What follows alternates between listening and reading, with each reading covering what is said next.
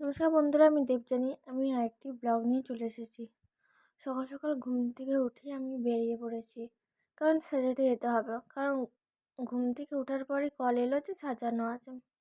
এবার এই যে আমি সেই মতো টোটোতে উঠে পড়লাম। ওই জায়গাটা তো আমার জানা নেই। তাঁতি এরিয়াটা জানি, কিন্তু তাঁতি এরিয়া বামুনপাড়াটা আমার জানা নেই।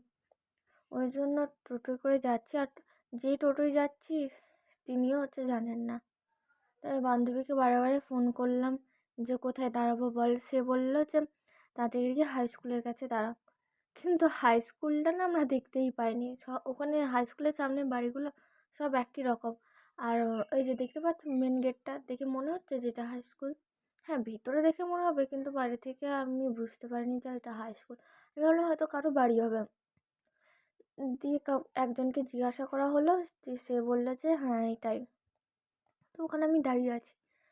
দাঁড়িয়ে তো আছি, কিন্তু কেউ আর আসছে না। দিয়ে আমাকে ফোন করে বলল যে একটা দাদা যাচ্ছে। হ্যাঁ, সে দাদাটা আসলো, কিন্তু না, সে গাড়ির পাশ দিয়ে আবার উল্টো দিকে চলে গেছে। সে আর আমাকে দেখতে পায়নি। তারপরে যাই হোক, ওই দাদাটা আর কিছুক্ষণ পর আবার ফিরে এলো। তারপরে আমি ওই যে তার বাইকে করে চলে যাচ্ছি। তোমাদেরকে বলে রাখি, মেকআপ আর্টিস্টকে বুক করলে তাদেরকে সময় দেবে। যা রিচুয়ালস আছে সব কিন্তু মেকআপ করার আগে করে নেবে। মেকআপ আর্টিস্টকে তাড়াতাড়ি ডেকে নেবে, তারপর সব রিচুয়ালস পালন করবে। তারপরে মেকআপ আর্টিস্ট যখন মেকআপ করতে বসবে তখন বলবে না অনেক দেরি হয়ে যাচ্ছে, আর কত সাজাবে, তাড়াতাড়ি ছেড়ে দেয়, যতটা আছে অতটাই ছেড়ে দিক। এরকম করলে হবে না, কারণ সে যখন ধরেছে তাকে তো ফিনিশিংটা করতেই হবে। এরকম তাড়া দিলে তো আর হবে না, আর তাড়া দিলে খারাপ হবেই। তাই তোমাদের বলে রাখি, যখন কোনো মেকআপ আর্টিস্টকে বুক করবে তখন ঠিক হাতের সময়টা রাখবে। মিনিমাম 2-3 ঘন্টা সময় রাখবে। তো যাই হোক, আমি ওখানে পৌঁছালাম। এই যে বান্ধবীর বাড়িতে চলে এসেছি। সে তার বাড়িতে প্রথমে নিয়ে এলো, কারণ তাদের যাতে যারা সাজবে তাদের বাড়িটা নাকি ঠিক নেই, গোছগাছ করতে হবে। বান্ধবীর বাড়ি যাচ্ছি। ও বাড়িটা কি সুন্দর, আমার তো খুব পছন্দ হয়েছে। আর আমাদের বাড়ি তো ছোট, তোমরা ভিডিওতে দেখেইছো। খুব ভালো লেগেছে বাড়িটা। এদের বাড়িতে এসে আমি না টিফিন করে নিলাম। ওরা দিল। আমি তো সকালবেলা ঘুম থেকে উঠেই একেবারে ব্রাশ করে চলে এসেছি, ওই জন্য খাওয়ার সময় পাইনি।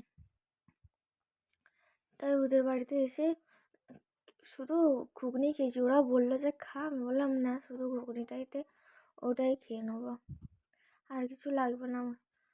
তাই শুধু ঘুগনিটাই খেয়েছিলাম। ওর বাবা ছিল, ওর মা ছিল, ওর দাদা ছিল, আর ওই ছিল, ওর মেজদা ছিল না। এই যে আমাকে ঘুগনি দিয়ে দিয়েছে, আমি ঘুগনি খেতে শুরু করেছি। আর আমি ভিডিও করে খাচ্ছি বলে না পূজা হাসাহাসি করছে। তারপরে খাওয়া দাওয়া সেরে নেওয়ার পর এই যে আমি চলে এলাম ওদের বাড়িতে না, পাশের একটা বাড়িতে। সেখানে নাকি সাজবে। ওই যে এই যে আমার ক্লায়েন্ট বসে পড়েছে, তাকে দেখো না। আমি এই ক্রিম্পিং করছি, তখনই বলছে আর হয়নি, আর হয়নি। আর কি বলবো যে মানুষকে। তারপর যা হোক করে আমি তাড়াহুড়া করে একটু সাজিয়ে দিয়েছি। আমি আধ ঘন্টাও সময় পাইনি যে সাজানোর। ওরা মন্দিরে বিয়ে করবে নাকি 12টার মধ্যে, মন্দির বন্ধ হয়ে যায় 12টা না 1টার মধ্যে। তাই তাড়াহুড়োয় দেখো আমার কলকাটা একটু বেঁকে গেছে। তারপরে সাজিয়ে দেওয়ার পর সাজানো হয়ে গেছে। তারপরে আমি বেরিয়ে পড়েছি। পাশের বাড়ি ওখানেরই পাশের বাড়ি একটা ভাই আমাকে ছাড়তে যাবে। সেই ভাইটা না খুব ভালোভাবে বেশ হাসাচ্ছিল। আমার ভাইটাকে ভালো লেগেছে, আমার ভাইয়ের বয়সই হবে হয়তো। তারপরে এই ভাইটার সাথে যাচ্ছি। তো বন্ধুরা, ভিডিওটা এতটা অবধি। ধন্যবাদ।